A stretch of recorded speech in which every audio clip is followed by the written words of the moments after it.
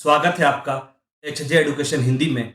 इस वीडियो में हम लोग पढ़ेंगे सुपरविजन क्या होता है, एक अच्छे सुपरवाइजर के अंदर कौन कौन से गुण होने चाहिए और किसी भी ऑर्गेनाइजेशन में सुपरविजन इतना इंपॉर्टेंट क्यों होता है। सुपरविजन का लिटरल मीनिंग शाब्दिक अर्थ होता है दूसरे के काम को देखना या इंस्पेक्ट करना कि काम किस प्रकार से पूरा हो रहा है। सुपरविजन में यह देखा जाता है कि काम सही से परफॉर्म किया जा रहा है कि नहीं। अगर मैनेजमेंट के पॉइंट ऑफ व्यू से देखें, सुपरविजन में सीनियर इंप्लॉय जूनियर इंप्लॉय के काम को देखता है और यह समझने का प्रयास करता है कि काम इंस्ट्रक्शन के हिसाब से पूरा हो रहा है कि नहीं। और काम करते समय अगर सबऑर्डिनेट को किसी प्रकार की गाइडेंस की आवश्यकता होती है तो सीनियर गाइडेंस भी प्रोवाइड करता है। सुपरविजन डायरेक्टिंग का एलिमेंट होता है और प्रत्येक ऑर्गेनाइजेशन में मैनेजर को सुपरविजन करना होता है। सुपरविजन की सहायता से सुपरवाइजर के द्वारा किया गया फंक्शन के बारे में भी पता चलता है। यहाँ सवाल यह उठता है कि सुपरवाइजर कौन होता है। सुपरविजन करने वाला व्यक्ति ही सुपरवाइजर कहलाता है। सुपरविजन में यह देखा जाता है कि काम प्लान के हिसाब से हो रहा है कि नहीं और सुपरवाइजर यह इंश्योर करता है कि काम का क्वालिटी और क्वांटिटी दोनों इंक्रीज हो। अगर काम प्लान के हिसाब से प्रोसीड्यूर को फॉलो करते हुए किया गया है और काम से जैसा रिजल्ट चाहिए था ठीक वैसा रिजल्ट मिला है तो हम लोग यह कह सकते हैं कि सुपरविजन का प्रोसेस इफेक्टिव तरह से पूरा किया गया है। जैसा कि हम लोगों ने देखा कि सुपरवाइजर उस व्यक्ति को कहा जाता है जो सुपरविजन का प्रोसेस कंडक्ट करता है, जो सुपरविजन का प्रोसेस परफॉर्म करता है। एक अच्छा सुपरवाइजर इंप्लॉय के प्रोडक्टिविटी को बढ़ाने में तो हेल्प करता ही है, साथ ही साथ इंप्लॉय को मोटिवेटेड रखने में भी हेल्प करता है। एक अच्छा सुपरवाइजर हमेशा अपने स्किल्स पर काम करता है और अपने अंदर के कमियों को दूर करने का प्रयास करता है। सुपरवाइजर में फॉलोइंग गुणों का होना जरूरी होता है ताकि वो सुपरविजन के काम को अच्छे से परफॉर्म कर सके। चलिए उन क्वालिटीज के बारे में एक एक कर जानते हैं। पहला है स्किल्स रिलेटेड विद कम्युनिकेशन। किसी भी सुपरवाइजर के पास अच्छा कम्युनिकेशन स्किल होना जरूरी होता है जिससे वह इंप्लॉइज को ऑर्गेनाइजेशन के गोल के बारे में बता सकता है और यह भी बता सकता है कि इंप्लॉइज को कैसे काम करना है और ऑर्गेनाइजेशन इंप्लॉइज से क्या क्या उम्मीद रखता है। अच्छा कम्युनिकेशन स्किल्स की वजह से सुपरवाइजर इंप्लॉइज को फ्यूचर के प्लान्स के बारे में भी समझा सकता है और काम के दौरान आने वाले हर्डल्स को, आने वाले बाधाओं को कैसे दूर किया जाए इसके बारे में भी बता सकता है। अगला क्वालिटी है अवेलेबिलिटी ऑफ द सुपरवाइजर।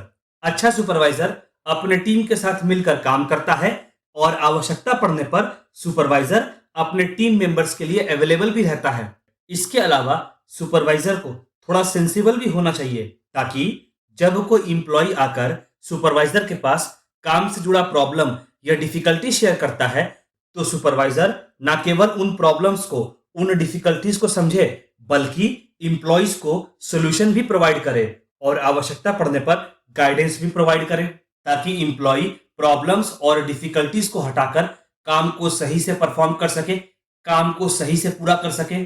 अगला क्वालिटी है रेडी टू लर्न। सुपरवाइजर को हमेशा नया स्किल्स, नया मेथड्स, काम करने के नए तौर तरीके को सीखने के लिए हमेशा तैयार रहना चाहिए। जितना अधिक सुपरवाइजर सीखने के लिए रेडी रहेगा उतना ही वो नए स्किल्स, मेथड्स और टेक्निक्स के बारे में अपडेटेड रहेगा और सुपरविजन के काम को और भी अच्छे से परफॉर्म कर पाएगा। अगला क्वालिटी हुआ मैनेजिंग वर्क्स। सुपरवाइजर के पास काम को मैनेज करने का स्किल होना चाहिए। सुपरवाइजर के पास यह क्वालिटी होना चाहिए जिससे वह इंप्लॉइज का वर्क प्लान, काम से जुड़ा शेड्यूल को मैनेज कर सके और यह भी देख सके कि इंप्लॉइज अपने काम को समय से पूरा कर रहे हैं कि नहीं। और इतना ही नहीं, इंप्लॉइज काम को परफॉर्म करते समय इंस्ट्रक्शन को फॉलो कर रहा है कि नहीं, इसे भी देखना सुपरवाइजर का ही काम होता है। सुपरवाइजर वर्क को, काम को इस तरह से मैनेज करे जिससे सारे इंप्लॉइज का काम सही से और एफिशिएंसी से पूरा हो सके। अगला क्वालिटी है बीइंग फ्लेक्सिबल। हम लोग इस बात को जानते हैं कि हर एक व्यक्ति अलग होता है तो उससे डील करने का तरीका भी अलग होगा। सुपरवाइजर को फ्लेक्सिबल होना चाहिए ताकि वह सिचुएशन के हिसाब से काम को परफॉर्म कर सके और अलग अलग प्रकार के इंप्लॉइज को आसानी से हैंडल कर सके। इतना ही नहीं, सुपरवाइजर को इतना फ्लेक्सिबल होना चाहिए कि नए मेथड्स, नए टेक्निक्स और काम करने के नए अप्रोच के हिसाब से वह अपने आप को ढाल सके। अगला क्वालिटी जो सुपरवाइजर के अंदर होना चाहिए वह है पॉजिटिव एटीट्यूड। सुपरवाइजर का एटीट्यूड पॉजिटिव होना चाहिए और उसे अपने आप पर और बाकी टीम मेंबर्स पर कॉन्फिडेंस भी होना चाहिए। सुपरवाइजर को इस तरह से काम को परफॉर्म करना चाहिए जिससे इंप्लॉइज को सुपरवाइजर का डेडिकेशन, काम के प्रति पॉजिटिव आउटलुक और काम में लगने वाला एफर्ट दिखना चाहिए और इंप्लॉइज को ऐसा लगे कि सुपरवाइजर अपने काम के प्रति डेडिकेटेड है और सीरियस है। अगला क्वालिटी है ट्रांसपेरेंट वर्किंग। सुपरवाइजर को चाहिए कि जितने ट्रांसपेरेंसी से, जितने पारदर्शी तरह से काम परफॉर्म किया जा सकता है वह काम को उतने ट्रांसपेरेंसी से परफॉर्म करे। सुपरवाइजर को इंप्लॉइज के साथ ऑर्गेनाइजेशन का सक्सेस, ऑर्गेनाइजेशन का फेलियर, ऑर्गेनाइजेशन का ऑब्जेक्टिव आदि को भी शेयर करना चाहिए।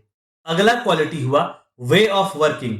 सुपरवाइजर को चाहिए कि वह इंप्लॉय के साथ मिलकर काम करे, ना कि केवल इंप्लॉइज को इंस्ट्रक्शंस इशू करे, इंस्ट्रक्शंस पास करे। अगर पॉसिबल हो सुपरवाइजर को इंप्लॉइज को भी काम से जुड़ा डिसीजन मेकिंग प्रोसेस में इंक्लूड करना चाहिए और एक टीम की तरह मिलकर काम करना चाहिए। अब तक हम लोगों ने सुपरविजन के बारे में पढ़ा और एक अच्छे सुपरवाइजर के अंदर कौन कौन से क्वालिटीज होना चाहिए जिससे सुपरविजन का प्रोसेस इफेक्टिवली पूरा हो सके, इसे भी जाना।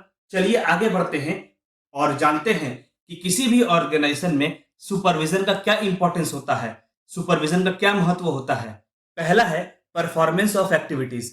जब सुपरवाइजर सुपरविजन का ड्यूटी परफॉर्म करता है तो वह यह देखता है कि काम प्लान्स के हिसाब से, इंस्ट्रक्शंस के हिसाब से परफॉर्म किया जा रहा है कि नहीं। जरूरत होने पर सुपरवाइजर इंप्लॉइज को इंस्ट्रक्शन भी देता है।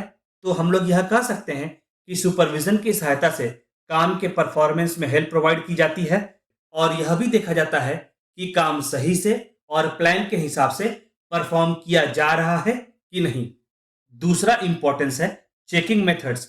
सुपरविजन के प्रोसेस में सुपरवाइजर इंप्लॉइज के द्वारा परफॉर्म किया गया एक्टिविटीज को देखता है, ऑब्जर्व करता है। अच्छा, इसकी वजह से सुपरवाइजर यह देख पाता है कि काम तय मेथड्स, टेक्निक्स और प्रोसीड्यूर के हिसाब से परफॉर्म किया गया है कि नहीं, और इतना ही नहीं, काम तय शेड्यूल के हिसाब से चल रहा है कि नहीं। इसे भी सुपरविजन के माध्यम से जाना जा सकता है। अगला इंपॉर्टेंस हुआ evaluation of the performance. Supervision के प्रोसेस में यह ऑब्जर्व किया जा सकता है कि काम का स्टैंडर्ड के हिसाब से काम परफॉर्म किया गया है कि नहीं। अगर हाँ तो ठीक, अगर स्टैंडर्ड के हिसाब से काम परफॉर्म नहीं किया गया है तो क्यों परफॉर्म नहीं किया गया, इसके रीजंस को सुपरवाइजर ढूंढने का प्रयास करता है। तो सुपरविजन के प्रोसेस में इंप्लॉइज के द्वारा किए गए काम को चेक किया जा सकता है, इवैल्यूएट किया जा सकता है और यह इंश्योर किया जा सकता है कि काम तय किए गए स्टैंडर्ड के हिसाब से परफॉर्म किया जाए।